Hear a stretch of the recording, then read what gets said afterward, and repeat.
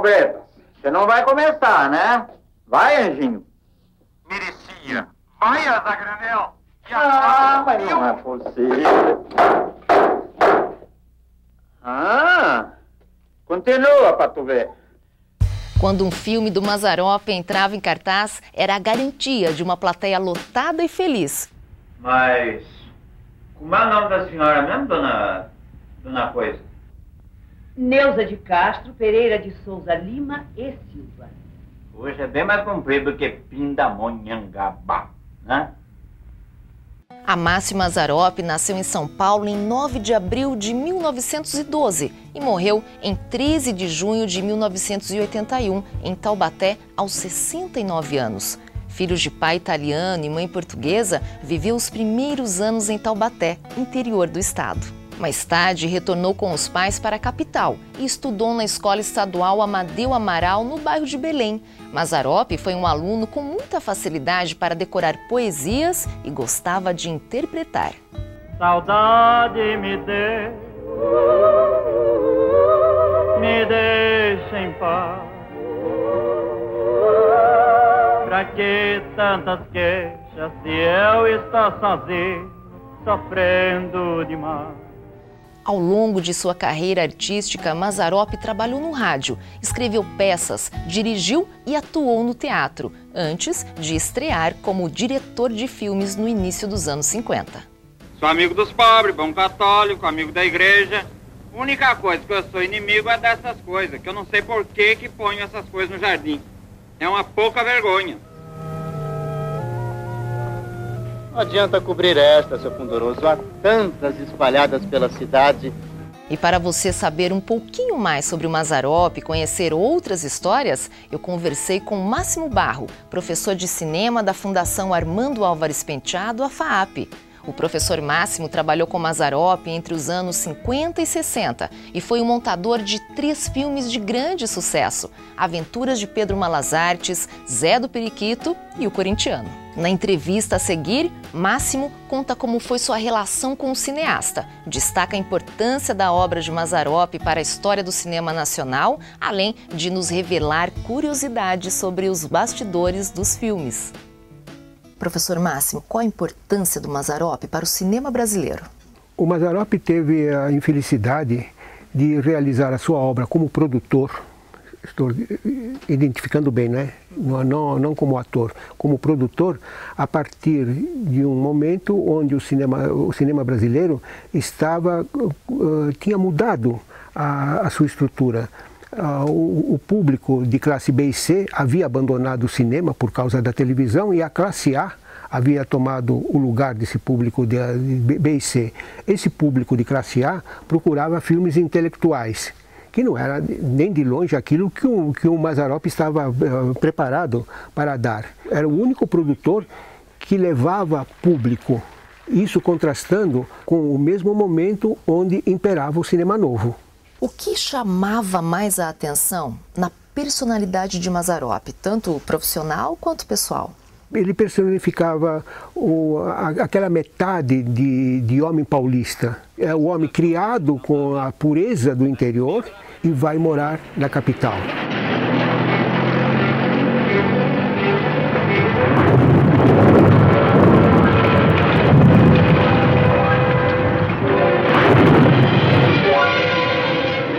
Essa mudança social que todos os personagens do Mazzaropi, ou pelo menos a maioria deles, praticavam, fez com que também isso, na parte econômica, na parte de bilheteria, tivesse uma enorme importância, porque ele tinha um público para o interior, né, e tinha um público para a capital. O público da capital era exatamente o êxodo dessas pessoas que moravam nas cidades interioranas e, por causa da industrialização, tinham chegado a São Paulo. Eles ainda então encontravam na tela alguém parecido com ele. O último remanescente daquela área social era personificada pelo personagem do Mazzaropi, bem entendido, né? Aí, chefão, pela 3 por cima, hein? Nasceu na folha de agora, hein? Fez os 13 pontos. E ele, pessoalmente, tinha alguma característica diferenciada? O Mazzaropi comia interior. O que a gente comia na mesa do Mazzaropi era comida do interior. Inclusive o cozinheiro dele fazia as coisas na base do arroz e feijão. Eu almocei e às vezes que eu jantei lá também era arroz e feijão. Ele podia dar muito mais do que isso, só que ele gostava de arroz e feijão, a gente comia arroz e feijão. Ele era do interior, né? Sobre esse aspecto, ele tinha algumas dessas plenitudes, né, dessas coisas pessoais interioranas. Eu acredito que ele era um homem muito mais da capital, porque ele tinha vivido, depois da juventude dele, ele tinha permanecido mais em áreas grandes.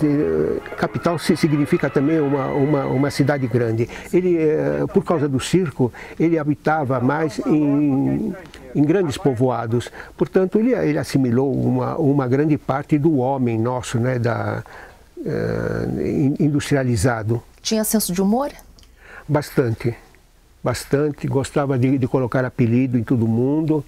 Sabia imitar muito bem, principalmente os eletricistas. Era uma diversão ver-se o eletricista trabalhando do outro lado e ele do lado de cá falando o que o outro deveria estar falando do lado de lá, como se fosse dublagem. Isso fazia com um ar de descontração até para poder trabalhar, né? Sim, aliás, enquanto estávamos a parte de colocar as luzes dos ensaios e tudo mais, ele era bastante afável, coisa que ele odiava, ensaiar. Não gostava? Ele me dizia que ele perdia a naturalidade à medida que ele ensaiava. Ele ficava cada vez mais distante daquilo que ele tinha pensado nas coisas, o que fazia com que os outros ficassem prejudicados, porque ele improvisava. E nem sempre aquilo que estava escrito é o que ele dizia. Então você via os outros, de vez em quando a gente nota nos filmes dele, todo mundo fica um olhando para o outro, quem é que fala agora? Né?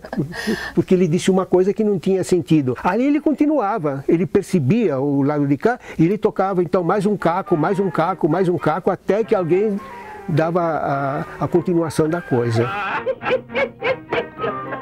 Ai, que pagodeira, meu Deus.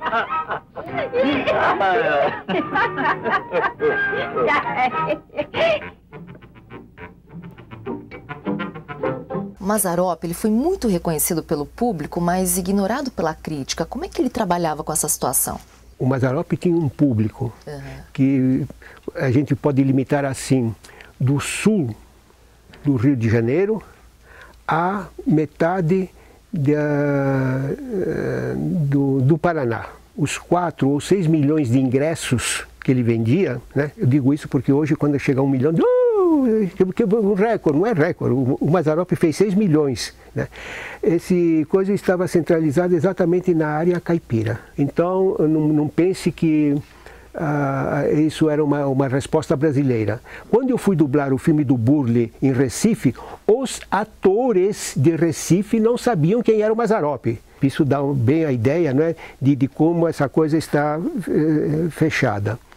Agora tem o outro lado, que é o crítico.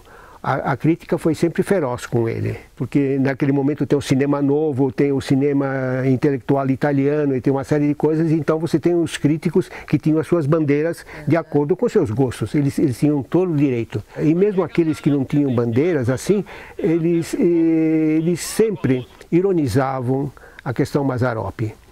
Ele foi mal visto, ele foi ironizado, ele foi, quem sabe, eu não vou dizer que ele foi achincalhado, mas de qualquer maneira existia um fosso entre uma coisa e outra.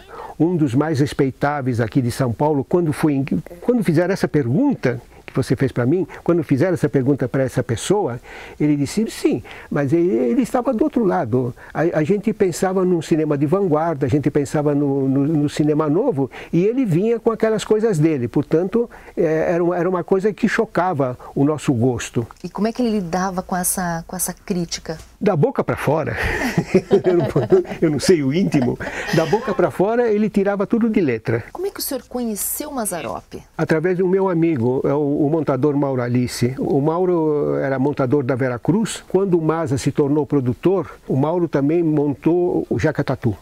E acho que montou mais alguns intermediários a isso.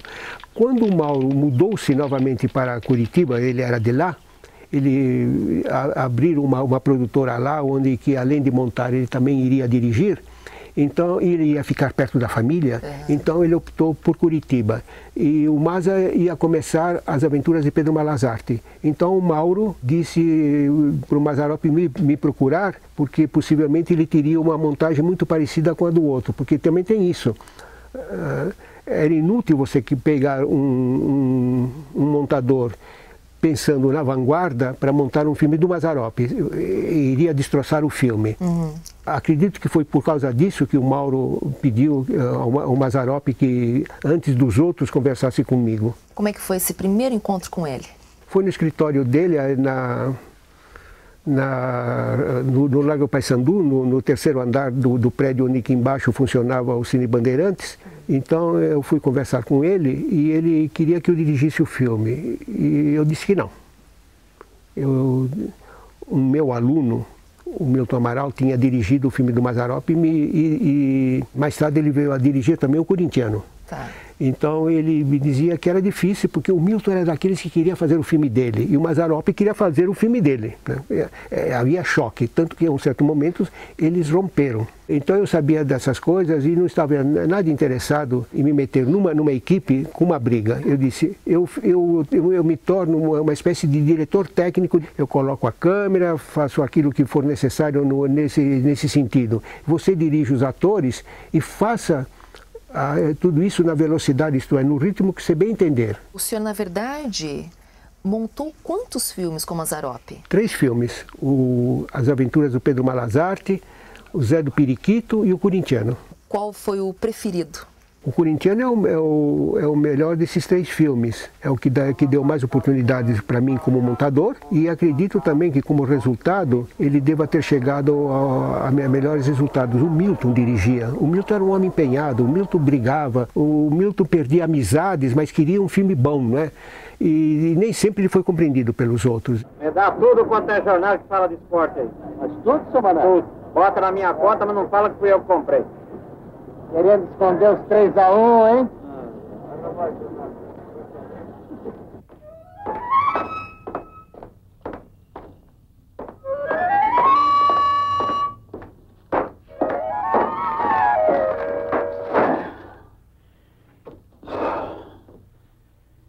Dessa vez o italiano não vai rir de mim, não. Acabei com a banca do jornal. Qual é a diferença entre montar filmes nos anos 60 e hoje? Naquele momento, os filmes, a gente trabalhava com a película, né? Com o filme, sim, em si. E trabalhava-se com ele na moviola. Você pensa num projetor deitado, é uma moviola. Na moviola você já tinha a oportunidade de ter 6 pratos, 8 pratos, 10 pratos. Isso dava para você praticamente ter o filme inteiro, porque você tinha a imagem, junto com o diálogo, junto com o ruído, junto com a música, junto com os efeitos. Você tinha o sentido geral do filme, né? A função do montador é ele ter o filme pronto na cabeça, porque depois ele destronca em pedacinhos. Eu só montei 2 filmes eletronicamente e não gostei nada. Vai ver que porque eu sou possessivo. A moviola me é submissa, enquanto que a parte eletrônica não me é submissa. Às vezes eu é que sou submisso à parte eletrônica. Então eu montei 2, pode ter certeza que o terceiro não vai acontecer. O desafio era maior? Era menos empenhativo. Eu tenho um amigo meu, montador, o Carlos Coimbra, que me disse: eu perdi 1/3 da minha vida montando ruído. Porque na moviola você montava tiro por tiro, você sincronizava tiro por tiro. Hoje você põe na coisa e ela eletronicamente te põe pronto. Então ele tinha toda a razão de dizer que 1/3 da vida dele ele tinha perdido só montando ruídos e não fazendo cinema. Essa parte era muito pesada. Quando esse trabalho estava pronto e você colocava junto com a música e junto do diálogo, aí sim você começava a ver aquilo que estava valendo ou não. Alguns tiros você tirava e alguns tiros você colocava até fora de lugar, dependendo dramaticamente daquilo que queria resultar, né? E os equipamentos também tinham outra dimensão, né? Quando se filmava assim, a câmera, né, uma câmera Mitchell, ela tinha acima de 70 quilos, né? Os refletores que trabalhavam, por exemplo, com 10.000, eles não tinham lâmpada, era arco voltaico que funcionava. Então isso exigia pessoas de porte. Quando a gente vê uma equipe antes dos anos 60, os grandões, aqueles que são os mais fortes, guarda-roupa, né? 2x2, esses eram todos eletricistas, porque precisava de pessoas fortes. Com a miniaturização que aconteceu desse material todo, as coisas mudaram. Hoje a gente tem mulher eletricista. Isso seria impensável naquela época, uma mulher carregando um 10.000, mas nem de carrinho. Nem que quisesse. Não dava, não, era uma coisa que passava aquilo que uma mulher poderia suportar. Não. Como é que o senhor vê a importância do Museu Mazzaropi? A maneira como eles montaram o Museu Mazzaropi é magnífica, né? Porque a gente tem uma ideia do homem e do produtor, né? Além do ator. E isso tudo é muito importante. Alguém que está se iniciando em história do cinema brasileiro e quer saber o que pode ter acontecido, por que esse homem conseguia vender 6 milhões de ingressos, porque o personagem dele quase sempre é uma espécie de repetição. Ele não é o cômico que prima por fazer personagens novos, ele é mais ou menos como o cômico norte-americano da época dele, que tinha um personagem. Os filmes eram feitos ao redor desse um personagem. O Bob Hope era sempre o covardão, né? Tinha aqueles que a estilística deles era muito mais para você ser vista de corpo inteiro, porque eles provinham do circo, provinham do teatro de revista, então eles eram gestuais, como é o caso do Chaplin, e outros que obrigatoriamente tinham que ser cortados, porque eles eram homens que tinham vindo do microfone, tinham vindo do rádio, precisava piada. O Mazzaropi era o homem que sabia mais ou menos amalgamar essas duas coisas, né? A piada estava junto do gestual dele, principalmente quando o plano era aberto, né, e ele está junto de um animal. O filme do Mazzaropi sempre tem um animal. Os animais mudam, mas sempre tem um animal com ele. Uma característica. Sim, ele fazia dessas coisas. Não se fez, deveria se fazer, não é uma boa coisa para quem quer fazer doutorado. Como é que a gente iria chamar a tese? O animal ao redor do ator? Sei lá, alguma coisa do gênero assim, porque existe o burro, o cavalo, o gato, o cachorro, o ganso, e sei lá mais as outras coisas que ele usou. O animal era sempre inteiro. E quando ele estava ao lado do animal, então a gente via o corpo dele, né, destroçar-se em milhões de gestos que iam desde a mão até os pés. Parecia aqueles bonecos de madeira que a gente articula o dedo e tudo Sim. mais. Ele andava desse jeito.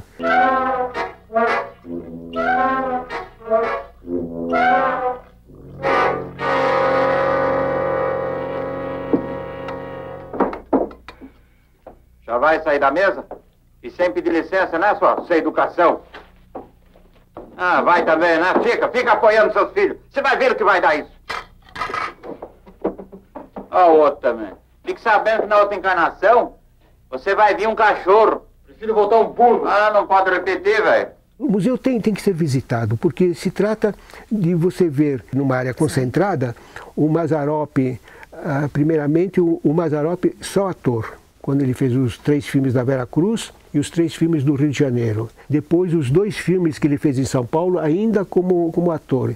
E depois as modificações, quando ele se torna produtor e distribuidor. Porque se ele não fosse distribuidor, ele teria sido roubado até as últimas consequências, né? O Mazzaropi trabalhava 365 dias por ano, porque numa parte ele estava pensando o filme, na outra ele estava realizando e na outra ele estava colocando o filme para o público.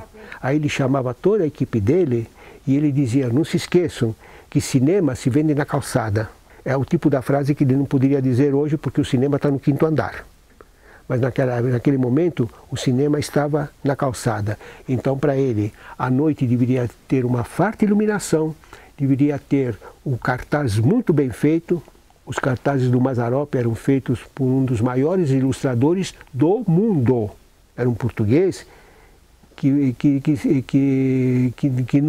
vivia um pouco no Brasil e um pouco na Europa. Era quem fez a maioria dos cartazes do Mazza. Essas coisas todas a gente vê no museu de forma destacada. Você pode ver um cartaz, depois seguido do outro, as modificações que vai acontecer nos 30 anos, né, que ele fez cinema. Você pode ter os filmes, você pode ter as fotografias dos filmes que dizem muito mais, principalmente quando ele sai do preto e branco e passa para o colorido. O que o senhor acha de alunos de escola pública estarem visitando o museu? Esse é o ideal, porque nós estamos vendo alguém que fez uma obra parecida com aquela que possa ser a do Monteiro Lobato no âmbito da literatura, né? Ou daquilo que possa ser a música folclórica. O MASA engloba essas coisas todas. E a questão regional, que ele tanto abordou, né, ela também pode ser tratada dentro da escola? Sim, sim. E ele tem muitos filmes, ou pelo menos partes de filmes, onde a gente vê bem esses contrastes, esse caminhar que o Brasil está fazendo. Acho que é errado dizer os contrastes, é o caminhar que nós tivemos, né? Saindo de uma mentalidade agrícola, partindo para uma outra, industrial, quem sabe dá certo ou não, mas de qualquer maneira a gente aventurou-se na outra, e o filme carrega essas coisas de um lado para o outro. O filme é bastante prático, é bastante evidente, né? Nesse plano. O senhor acredita que as obras do Mazzaropi estão aí para conquistar e continuar conquistando novas gerações? Eu tenho certeza que sim, porque o mesmo fenômeno aconteceu na América do Norte. Nós tínhamos atores ou gêneros que estavam totalmente ultrapassados, né? Aqueles que diziam, mas não vou mais ver filme de monstro, não vou ver mais isso aqui. De repente a televisão fez com que aquelas crianças que não tinham visto isso passassem a ver e gostar desse gênero. Então houve todos os Bela Lugosi, todos os Boris Karloff que voltaram, ou determinados gêneros da comédia musical que também retornou, né? Essas coisas todas a gente vê perfeitamente na obra do Mazza. Para encerrarmos essa nossa entrevista, que recado o senhor deixaria para os alunos de escola pública que têm essa oportunidade de conhecer o Museu Mazzaropi de perto? Primeiro que vão, eles têm que ir, ver, ter uma ideia bastante próxima daquilo que era o homem e o artista Mazzaropi. E dois, depois ver daquilo que tem no museu, dos filmes do Mazzaropi, o que é que eles podem aproveitar para si, porque o Mazzaropi deixou lições. Qual foi a maior lição que o senhor acredita que ele tenha deixado? O Mazzaropi sempre pregou o entendimento, ele sempre pregou a paz. Essas coisas naquela época, de certa maneira, eram mal vistas porque eram entendidas como um consentimento, e que realmente não tem nada a ver com o outro lado. Essa maneira de você ter uma luta entre um pai e o filho, né? Isso é muito comum nos filmes do Mazzaropi, né? Quando ele era jovem, era ele com a mãe, quando ele é velho, é a filha com ele. Até no corintiano tem isso, né? Papai, estamos tratando de um assunto muito sério. Nada tem a ver com futebol. Mas o homem precisa ter opinião, pois eu tenho opinião. Sou São Paulino e não vai casar com a minha filha. Então eu não tenho mais nada que fazer aqui. Mas isso já devia estar na rua há muito tempo. Já. Vai acompanhar que eu vou. Então, o recado para esses meninos de escola pública que têm essa oportunidade de estar conhecendo o museu mais de perto é que aproveitem. E bastante, porque lá tem muita coisa para se aprender. Muitas coisas. Vale a pena e é importante, tanto para alunos, tanto como principalmente para professores, porque é um bom motivo de aula.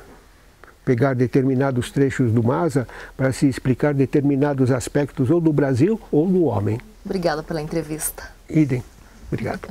Se você quiser saber mais e também preparar a visita que seus alunos farão ao Museu Mazzaropi em Taubaté pelo projeto Lugares de Aprender do programa Cultura é Currículo, entre no site e pesquise www.museumazzaropi.com.br. Bom trabalho! Fecha os olhos, meu burrito, não tenha medo de nada, meu bem.